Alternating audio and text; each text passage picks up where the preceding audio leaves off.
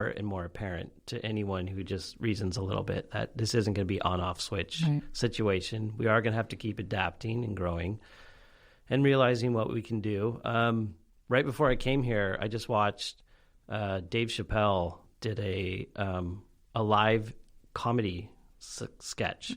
And the video leading up to it, they showed the process that they were doing for it to be as safe as can be for the audience to be there. And it was outdoors. They built him like a little stage. So the camera, when it's on him, it still feels like an inside comedy club routine. Although I got to say, I think he only told one joke the whole routine. Yeah, because he was dead serious talk about the other major thing that has come up since COVID-19, which is Black Lives Matter. Black Lives Matter movement, which is addressing the intense racism that has been a part of everyone's life, their whole life. Right. And it's weird when you actually wake up to it. What happens is, for someone like me, I'm a what you call a white privileged person. I grew up in a neighborhood where I almost didn't see any black people.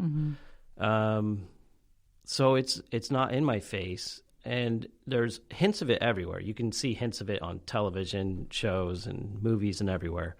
But when it's not in your face, you don't pay attention to it. And that was another big block, even in, I don't want to say block, but another big pause in my creative career. First, it was COVID-19, taking about a month for that to just set in my mind, like where we were. Then coming out of it, I was getting a creative burst again. We did that Instagram Live. I created a new body of works. I was selling some art again.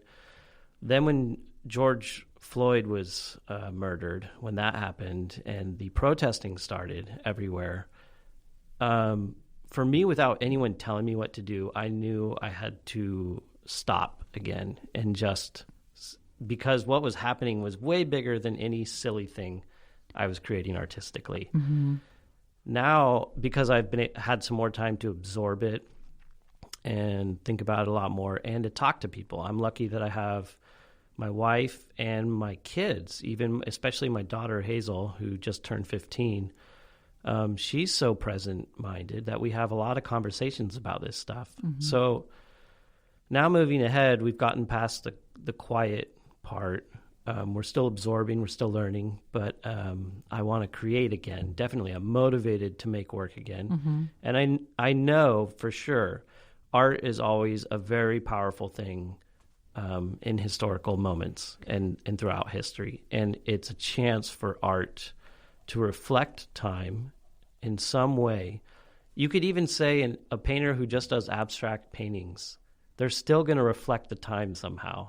Rothko still reflected his time. Well, I was just actually going to ask that. That's what I was literally writing down here. I was thinking, as you're enthusiastic about doing the art again, and I don't want to lose that thought, because we kind of touched on this the other day and we wanted to go back to like what feels good about putting your art in the world. But have you noticed, either up here in your mind or what's coming out of the paintbrush right now, has there been any shift in your work stylistically that feels it's informing you because of COVID or because of the Black Lives Matter movement? Or absolutely, yeah. Because I mean, whatever a person is absorbing through their mind and adapting as part of them is going to come back out in their expression. There's no doubt about it.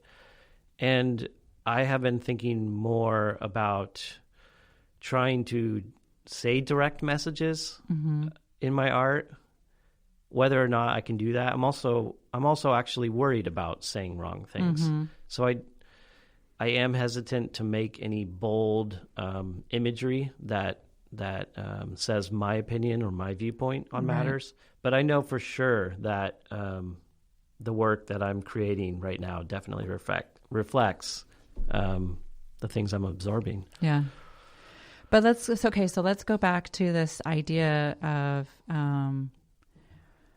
You just, I wish I could like rewind and hear the word that you said, something like any little art thing that I could be doing right now. Yeah, and I think I said silly.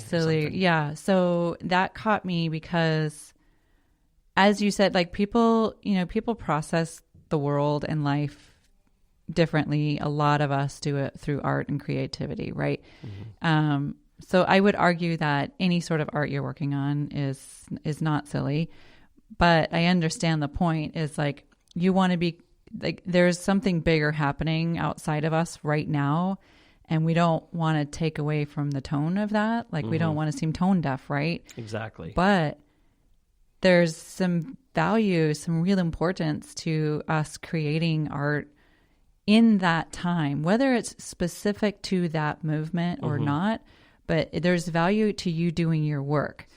And so the question that you were posing last week to me was like, what's the point in which we can feel okay about pushing our work out there? Because there is the reality that we also have to make a living. Like, you have to pay your bills, right? And you're doing work that you were doing before, and it's no less important.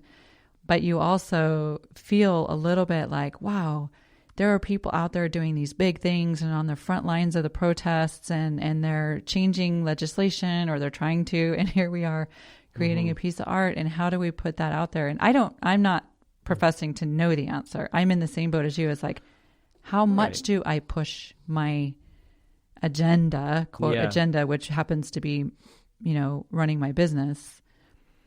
I don't know. That is, that's the question I'm still asking myself every day. So I have my wife, Jenny. She does pottery, and we share a studio space. And we get to bounce these ideas off each other constantly, which is great.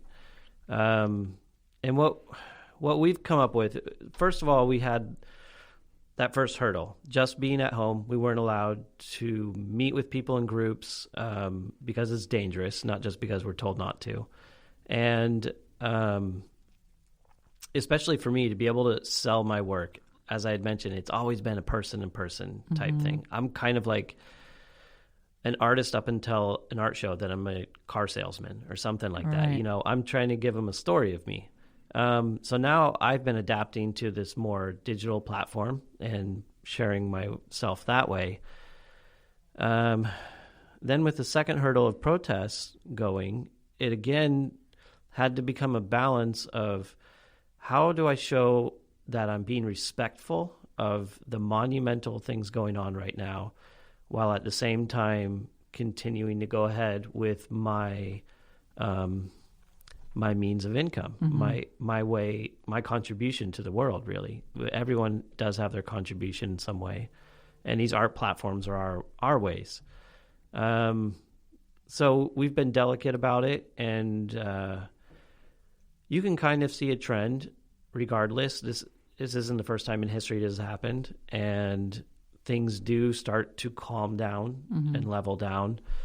And you start to feel appropriate again with being able to, what was it, on Saturday morning, I think I went on Instagram for a little bit because I had done a raffle for an art piece where I had decided to give 100% of the raffle money to a organization. And I had chosen an organization called Campaign Zero. If anyone wants to look it up, you can check it out. Even choosing a organization to back can be tricky because you can get people on both sides of the fence for whatever you decide to do. Besides that, the process was great. I enjoyed it. It was fun to have a raffle. Everyone felt good for contributing. And when I drew the raffle ticket, I had decided going ahead, I was going to get back into promoting my personal art, moving ahead. And at the same time, sharing any pertinent information that comes across me. Because I have really appreciated everybody on social media platforms who have shared valid articles or links to things that I could then click on and see them at the source and get educated. Right. It's really a time of education right now. For sure. I am so ignorant to so many things that I didn't realize just learning about the sneakiness of the 13th Amendment. Had no idea what that was about. And I actually learned that over this case too. You're right. It is definitely a period of education. I think what makes me a little nervous is that, like you just mentioned, clicking on something and learning it from the source. And I'll be the first to admit that sometimes I'm lazy and I'll read the least amount of information in a post, right? And I don't click in, and maybe I don't get the correct information, or maybe I don't, get as much information as I need or whatever. And I feel, I have a platform here. We're sitting here talking, and who knows how many people are going to listen. And it's guaranteed that I'm going to say something incorrectly. And it's not because I don't care. It's not because it just happens to be that there's so much information flying at us right now, which is a good thing, right? Like you said, we're learning what we should have learned probably throughout our entire lives, right? And we're trying to absorb it in 2 or 3 weeks, and it's an unfortunate yet fortunate situation. So back to a good piece of advice I got was don't get burnout. Yeah. So, and this is from people in the Black culture asking white people specifically, don't get burnout. Thank you for being awoke to this situation and joining in the voice in whatever way you can.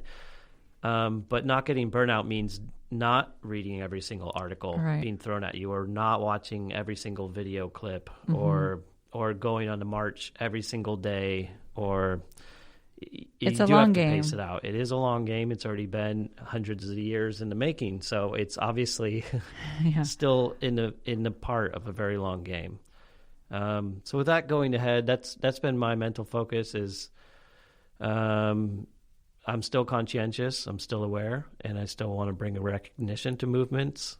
This movement in particular, but I am going to get back to sharing my art and setting up the next things. So, and that's fresh. That's like a fresh concept to me. It's only been the last few days. I was just going to say, because you have a completely different energy today than you did.